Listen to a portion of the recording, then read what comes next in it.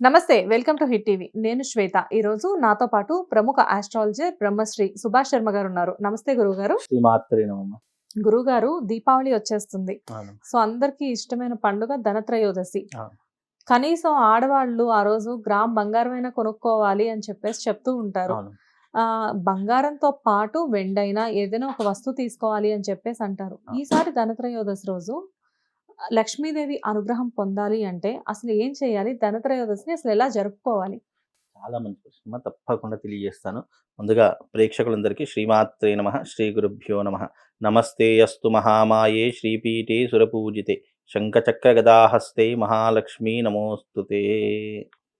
ఇక్కడ లక్ష్మీదేవి యొక్క అనుగ్రహాన్ని పొందడానికి మనకు 5 రోజుల పండగ నిర్ణయం చేయడం జరిగింది. హ్మ్. అయితే ధనత్రయోదశి నుంచి మొదలుకొని మనకు ఈ యొక్క భావబీజ్ అంటూ ఉంటారు. అంటే ఈ యొక్క చెల్లెలి చేతి వంట తినేటట్టు భగినీ హస్త మన దిక్కు భగినీ హస్త భోజనం హ్మ్. అంటారు. అప్పటి వరకు ఆచరించేటటువంటి పండగ దీపావళి పండగ. దీపావళి పండగ అంటేనే 5 రోజుల పండగ అని పేరు దానికి. హుహు. అయితే మొట్టమొదటిగా ఈ ధనత్రయోదశి నుంచే ప్రారంభం అవుతుంది. ఇక్కడ ధనత్రయోదశి యొక్క గొప్పతనం ఏంటో తెలుసుకుంటే లక్ష్మీదేవిని ఏ రకంగా పూజించాలో అర్థమవుతుంది. హ్మ్. అసలు ధనత్రయోదశి యొక్క డెఫినిషన్ తెలియకుండా నేను లక్ష్మీదేవిని ఆ రోజున పూజిస్తారు, అందరూ పూజిస్తారు కదా! నేను కూడా పూజిస్తున్నాను అని అనుకోకూడదు ఎప్పుడు కూడా. అయితే ఈ యొక్క ధనత్రయోదశి వెనక పురాణ గాథ ఒకటుంది. హ్మ్. క్షీరసాగర మథనం జరిగేటప్పుడు దేవతలు, రాక్షసులు అందరూ కూడా క్షీరసాగర మథనం చేసేటప్పుడు అందులో నుంచి అనేక రకాలైనటువంటి వస్తువులు వచ్చాయి. ఐరావతం వచ్చింది, చక్కగా ఆలాహలం వచ్చింది, ఆ తర్వాత వచ్చేసి ధన్వంతరి భాండాగారం వచ్చింది, కల్పవృక్షం వచ్చింది, ఇలా ఎన్నో కామధేను వచ్చింది. ఇలా ఎన్నో రకాలైనటువంటి వస్తువులు ఆ యొక్క క్షీరసాగర మథనం నుంచి బయటకొచ్చాయి. అందులో నుంచి ఉద్భవించినటువంటి తల్లి శ్రీ మహాలక్ష్మి. అది ఎప్పుడు జరిగింది? ఇదిగో ఈ ధనత్రయోదశి రోజునే క్షీరసాగర మథనం జరిగి లక్ష్మీదేవి పాలకడలి నుంచి ఉద్భవించింది కాబట్టి ఈ రోజున లక్ష్మీదేవి యొక్క పుట్టినరోజు అని జరుపుకుంటూ ఉంటారు. హ్మ్. అయితే ఈ ధనత్రయోదశి లక్ష్మీదేవి యొక్క పుట్టినరోజు అని చెప్పి అర్థము. అయితే ఆ రోజున లక్ష్మీదేవి పుట్టింది కాబట్టి లక్ష్మీదేవి యొక్క రూపానికి విష్ణుమూర్తి ఆకర్షితుడై ఈమెను నేను భార్యగా పొందుతానని చెప్పేసి విషాన్నేమో శివుడు తీసుకున్నాడు, లక్ష్మీదేవినేమో విష్ణుమూర్తి తీసుకున్నాడు. అయితే లక్ష్మీదేవిని భార్యగా స్వీకరించినటువంటి విష్ణుమూర్తి లక్ష్మీదేవికి వరమిస్తాడు. సకల సిరి సంపదలకు సకల విధములైనటువంటి ఈ యొక్క ధనానికి నువ్వు అధినాయకురాలిగా ఉండేసి ప్రజలందరినీ ఉద్ధరిస్తావు అని చెప్పేసి ఆ యొక్క విష్ణుమూర్తి వరమిచ్చాడు. దానితో ఆ లక్ష్మీదేవి సిరి సంపదలకు నిలయమైంది. అందుకే ఇదంతా ఎప్పుడు జరిగిందంటే ఈ ధనత్రయోదశి రోజునే జరిగింది. హ్మ్. కాబట్టి అప్పటి నుంచి శ్రీ మహాలక్ష్మిని ఎవరైతే పూజిస్తారో, ఎవరైతే ఆరాధిస్తారో ఆ లక్ష్మీదేవి ప్రతీకగా దీపాలు వెలిగిస్తారో, ఎందుకంటే ధనత్రయోదశి నుంచే మన దీపాల పండగ ప్రారంభమవుతుంది. కాబట్టి ఈ దీపాలు వెలిగించేటటువంటి పద్ధతి చాలా విశేషమైనది. హ్మ్. అలాగే లక్ష్మీదేవి పాల సముద్రం నుంచి వచ్చింది కదా! అవును. కాబట్టి లక్ష్మీదేవి యొక్క రూపకంగా మనం ఏం చేస్తామంటే బంగారము అంటే లక్ష్మీ ప్రతీకగా చూస్తాము. చిల్లర నాణాలు అంటే లక్ష్మీప్రదంగా చూస్తాము. కరెన్సీ నోట్లు అంటే లక్ష్మీప్రదంగా చూస్తూ ఉంటాం. కరెన్సీ నోట్ ఏదైనా కాళ్ళకు తగిలినా కళ్ళకు అద్దుకుంటా అవును. ఉంటాము. కానీ ఇక్కడ నిజమైనటువంటి ధనం ఏంటి అంటే బంగారము అని అర్థము. హ్మ్. అలాగే ఈ వెండి కూడా దాంతోనే సమానం అవుతూ ఉంటుంది. కాబట్టి ఈ బంగారం కొనడము అనేటటువంటిది ఈ ధనత్రయోదశి రోజున ఎవరైతే బంగారాన్ని కొంటారో అది అక్షయంలా పెరిగి మీ జీవితంలో వృద్ధిలోకి తీసుకొని రావడానికి దోహదం చేస్తూ ఉంటుంది. ఆ రోజు కొన్నటువంటి బంగారం మళ్ళీ అమ్మకూడదు. అలాగే ఆ బంగారం దాచిపెట్టి మీరు ఏదైనా ఆభరణం లాంటిది చేసుకోవాలే తప్ప మళ్ళీ అమ్మడానికి వీలు. ఎందుకంటే అమ్మడానికి కూడా కుదరదు. ఎందుకంటే ఆ రోజున కొన్నటువంటి ఏదైతే బంగారం ఉంటుందో అది దినదినంగా ప్రవర్తమానంగా పెరుగుతుంది. అందుకే ఎవ్రీ దీపావళికి చాలామంది బంగారం కొంటూ ఉంటారు. బంగారం దీపావళికి కొనరు, మళ్ళీ ధనత్రయోదశి రోజే కొంటారు. ఎందుకు అంటే దీపావళి అమావాస్యతో కూడుకొని వస్తుంది కాబట్టి అమావాస్య రోజు బంగారం కొనడం గానీ, అమ్మడం గానీ ఎవరు చేయరు. కాబట్టి ధనత్రయోదశి రోజు బంగారం, వెండి లాంటి వస్తువులు చాలామంది తీసుకుంటూ ఉంటారు. ఇంకో విషయం ఏంటి అంటే గనక ఈ ధనత్రయోదశి రోజునే ధన్వంతరి అనేటటువంటి ఔషధ భాండాగారం ఆ క్షీరసాగర మథనం నుంచి వచ్చింది. హ్మ్. కాబట్టి ఆ రోజున ధన్వంతరి భాండాగారం వచ్చింది కాబట్టి ధన్వంతరిని కూడా పూజించడం అనేటటువంటిది మనకు ఆచారము. అలాగే ఈ సమయంలో గణపతిని, శ్రీ మహాలక్ష్మిని, ధనవంతరి యొక్క రూపాన్ని, అలాగే యమధర్మరాజుని, ఈ నలుగురిని కూడా ఆ రోజున తప్పకుండా పూజ చెయ్యాలి అని చెప్పి మనకు పురాణాలు చెప్తున్నాయి.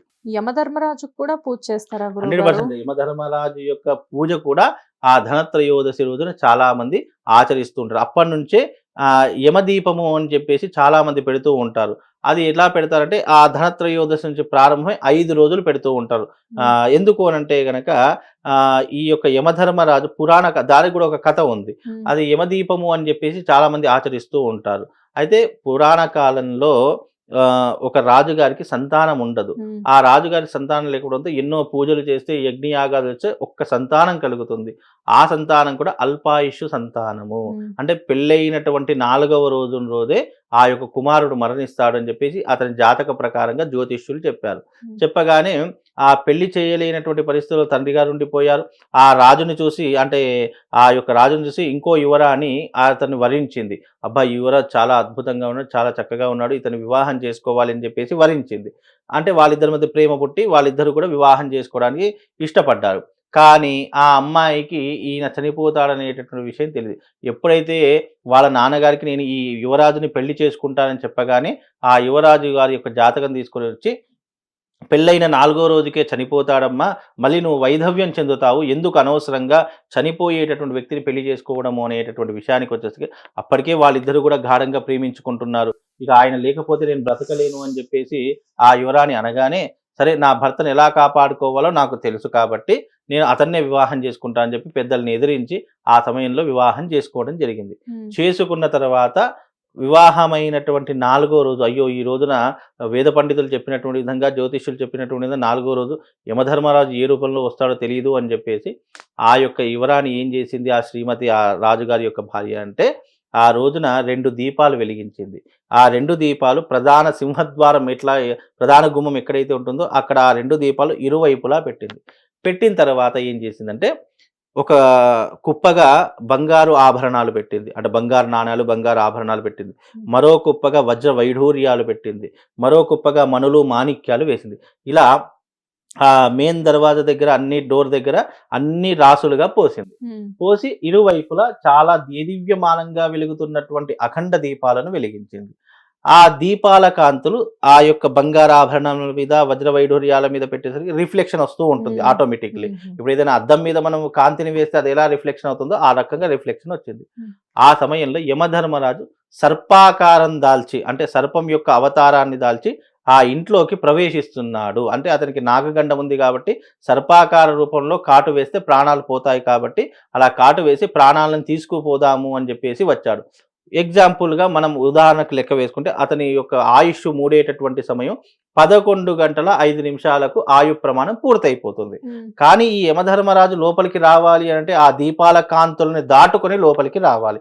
అప్పటికి లోపల ఉన్నాడు ఎవరు, కానీ ఆ దీపాల కాంతులకు, ఆ యొక్క రిఫ్లెక్షన్కు ఆ సర్పం యొక్క కళ్ళు కనిపించడం లేదు. అంటే అంత వెలుతురు వస్తూ ఉంటుంది. ఇప్పుడు ఏ రకంగా మన ఒక ఫోకస్ ని మనం చూడలేము, మన కళ్ళన్నీ కూడా చీకటిగా కమ్ముకుంటాయో ఆ రకంగా చీకటి కమ్ముకునేసరికి ఆ యమధర్మరాజు లోపలికి వెళదామంటే ఎంత ప్రయత్నం చేసినా లోపలికి వెళ్ళలేకపోతున్నాడు ఆ దీపాల కాంతుల మధ్యలో. ఇక అలా చూస్తూ చూస్తూ చాలా సమయం గడిచిపోయింది. అతని ఆయుష్ ఏమో 11 గంటల 5 నిమిషాలకు నేను తీసుకుని వెళ్ళాలి, అది ధర్మబద్ధమైనటువంటిది. ఆ 11 గంటల 5 నిమిషాల సమయం కాస్త దాటిపోయింది. దాటిపోయేసరికి అప్పుడు ఆ దీపాలన్నీ కూడా ఆరిపోయాయి. ఆరిపోయిన తర్వాత లోపలికి వెళదామనుకుంటే అప్పటికి యమధర్మరాజు వచ్చాడు. అప్పుడు ఆ యొక్క తన భార్య అంటుంది, యమధర్మరాజా, నా భర్త యొక్క ఆయుష్ గడువు దాటిపోయింది. గడువు దాటిపోయిన తర్వాత నువ్వు ప్రాణాలు తీస్తాను అని అంటే కనుక అది అధర్మం అవుతుంది, కనుక నువ్వు ప్రాణాలు తీసుకుపోవడానికి అవకాశం లేదు అని చెప్పేసి తన యొక్క తెలివికి, తన యొక్క చాకచక్యానికి, తనకున్నటువంటి మనోబలానికి, మనో నిగ్రహానికి యమధర్మరాజు చాలా సంతుష్టుడై, ఎవరైతే ఈ యొక్క ధనత్రయోదశి రోజున దీపాలు వెలిగించేసి ఆ లక్ష్మీదేవిని ఆరాధన చేస్తారో ప్రతి ఒక్క ముత్తైదుకి సౌభాగ్యాన్ని ప్రసాదిస్తాను అని చెప్పి వరం ఇచ్చాడు. అందుకే ఆ రాజు ప్రాణాలు తీసుకోపోలేదు. అలాగే ఆ రోజు నుంచి ఈ దీపాలు పెట్టేటటువంటి ఆచారం, దీపాలు వెలిగించడం అనేటటువంటిది కేవలము మనం ఏదో భగవంతుడి దగ్గర దీపాలు వెలిగించడం, ఏదో అందరూ వెలిగిస్తున్నారు కదా మనం వెలిగిస్తున్నాం, దీపం వెలిగించడం అనేటటువంటి మన ఆయుష్ని వృద్ధిలోకి తీసుకొని వస్తుంది. కాబట్టి అలా ఆ దీపాన్ని వెలిగించి తన భర్త యొక్క ప్రాణాలను కాపాడింది కాబట్టి యమదీపాన్ని వెలిగించడం ఈ కేవలము నరక చతుర్దశి రోజో దీపావళి రోజో యమద్వితీయ రోజో వెలిగించేటటువంటిది కాదు. ధనత్రయోదశి నుంచి మొదలుకొని 5 రోజులు కూడా యమదీపం వెలిగించాలి. నేను ఈ కేవలం యమద్వితీయ రోజే దీపాలు వెలిగిస్తాను అంటే కూడా కుదరదు. ధనత్రయోదశి నుంచి మొదలుకొని యమద్వితీయ వరకు దీపాలు వెలిగించాలి. ఆల్మోస్ట్ ధనత్రయోదశి వచ్చిందంటే ఇక కార్తీక మాసం అంతా కూడా దీపాలు వెలిగిస్తూనే ఉంటూ ఆ ఉంటారు. రోజు మొదలు ఇంకా మొత్తం దీపాల పండగనే. కాబట్టి ఈ రకమైనటువంటి విధానం ఉండేటటువంటిది. అంటే దీనికి అనేక కథలు కూడా ప్రాచుర్యంలో ఉన్నాయి. కాబట్టి ఈ ధనత్రయోదశి లక్ష్మీదేవిని ఆరాధించాలి. పాలకడలి నుండి ఉద్భవించింది కాబట్టి ఆ రోజున ఎవరైతే లక్ష్మీదేవిని పూజిస్తారో, ఎవరైతే లక్ష్మీదేవిని తమ ఇంట్లోకి వచ్చి తీసుకొని పెట్టుకుంటారో వాళ్ళకు శుభము అదృష్టం కలుగుతుంది. అలాగే ఆ రోజున తప్పకుండా ప్రతి ఒక్కరూ కూడా ఆచరించవలసింది ఏంటంటే లక్ష్మీ కుబేర యాగము. ఈ యాగం ప్రతి ఒక్కరు కూడా తప్పకుండా ఆచరణ చేసుకోవాలి ధనత్రయోదశి రోజు. ఎందుకంటే కటిక దారిద్రుణ్ణి కూడా అపర కుబేరుణ్ణి చేసేటటువంటి యాగము ఈ ధనత్రయోదశి. ఎందుకంటే ప్రతి మనిషి జీవితంలో తిథి వార నక్షత్ర ముహూర్త యోగకరణాలు చాలా అరుదుగా వస్తాయి. అలా వచ్చినప్పుడు దాన్ని మనం ఉపయోగించుకుంటే మన జీవితంలో ఎన్నో మిరాకిల్స్ జరుగుతాయి, ఎన్నో అద్భుతాలు జరుగుతాయి. అంటే ప్రతి మనిషి వాడుకలో అంటుంటాడు నాకంటూ ఒక టైం రావాలి, నాకు టైం వచ్చినప్పుడు నేనేంటో నిరూపించుకుంటాను, నాకు సమయం వస్తే నేనేంటో అందరికీ తెలిసేలా చేస్తాను. అదిగో ఆ టైం. కటిక దారిద్ర్యం చాలా మంది హేళన చేస్తుంటారు కదా, అప్పుల బాధలు ఉన్న వాళ్ళు. అలాంటి వారికి కూడా ఈ ధనత్రయోదశి ధనాన్ని సంపాదించేటటువంటి విధానాన్ని రెట్టింపు చేసేటటువంటి ధనత్రయోదశి. ఆ రోజున లక్ష్మీ కుబేర యాగం చేస్తే తప్పకుండా శుభము అదృష్టము లాభము అన్నీ కూడా కలుగుతాయమ్మా. చాలా బాగుంది గురుగారు. ధనత్రయోదశి అనేది చాలా మందికి తెలుసు, కానీ అసలు ఆ రోజు ఏం చేయాలి, అనుగ్రహం పొందాలి లక్ష్మీదేవిది అంటే అసలు ఎలాంటి పద్ధతులు ఆచరణలో ఉంచాలి అనేది చాలా మందికి తెలియదు. మీరు దాన్ని చాలా చక్కగా వివరించారు. నమస్తే గురుగారు. హిట్ టీవీ యాప్, ఇందులో short news, live news, entertainment shows, movies, digital magazines తో పాటు మీ జిల్లా వార్తలను కూడా ఫ్రీగా చూడొచ్చు. ఇంకెందుకు ఆలస్యం, వెంటనే హిట్ టీవీ యాప్ ని డౌన్లోడ్ చేసుకుని ఫ్రీగా ఎంటర్టైన్మెంట్ పొందండి. Hit TV app. Hit TV app. Please download hit TV app. Hit TV app ని ఫ్రీగా డౌన్లోడ్ చేసుకొని ఎంజాయ్ చేయండి. మీకు నచ్చిన ఎంటర్టైన్మెంట్ కోసం హిట్ టీవీ యాప్ ని ఫ్రీగా డౌన్లోడ్ చేసుకొని ఎంజాయ్ చేయండి. హిట్ టీవీ యాప్ ని డౌన్లోడ్ చేసుకుని ఆస్వాదించండి, ఆశీర్వదించండి. ఇంతమంది సెలబ్రిటీలు హిట్ టీవీ యాప్ ని డౌన్లోడ్ చేసుకోండి అని చెప్తున్నారంటే ఎంత మంచి యాప్ ఆలోచించండి.